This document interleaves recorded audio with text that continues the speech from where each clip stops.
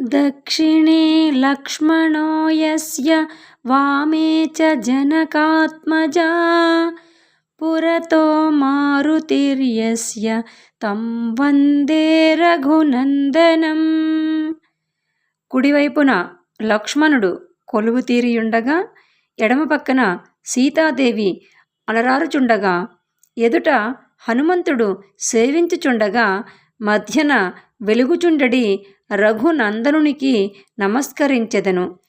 లోకాభిరామం రణరంగధీరం రాజీవనేత్రం రఘువంశనాథం కారుణ్యరూపం కరుణాకరంతం శ్రీరామచంద్రం శరణం ప్రపద్యే.